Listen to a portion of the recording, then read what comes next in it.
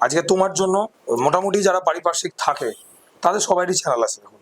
হুম, যেমন মা, অবশ্যই। দাদা, হুম কাকুকে আমরা হয়তো দেখি না, কাকুকে ফুটি গ্রেডেই দেখি, হুম বা তোমার দাদার চ্যানেলে দেখি। হুম। তো এটা কি মানে কোনো স্ট্র্যাটেজি, বা এটা কি তোমার ফেস ভ্যালুটা ইউটিলাইজ হয়ে এই চ্যানেলগুলো সাকসেস হয়ে যাচ্ছে?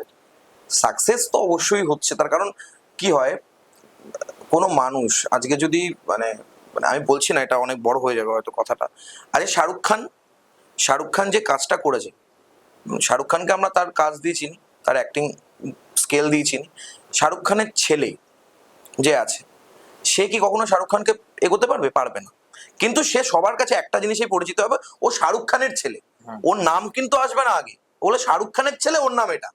ঠিক তেমন ভাবেই শুভজিতের অ্যাসোসিয়েটেড যারা যারাই কাজ করছে না কেন, যেরকম আমার মা, আমার দাদা, আমার মাসি, আর একজনও আছে, তার নাম নাই বললাম না বলো, না, আমি বলবো না, মিস করে গেলে প্লিজ।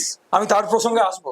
তো তাদের আগেও শুভজিতের নামটা আসবে না, শুভজিতের মা, শুভজিতের দাদা, শুভজিতের মাসি।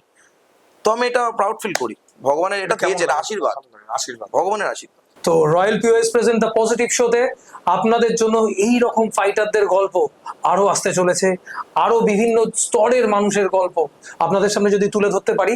প্লিজ আমার একটাই রিকোয়েস্ট, আপনারা কাইন্ডলি চ্যানেলটাকে সাবস্ক্রাইব করুন যাতে আমি আরো ভালো কন্টেন্ট দিতে পারি।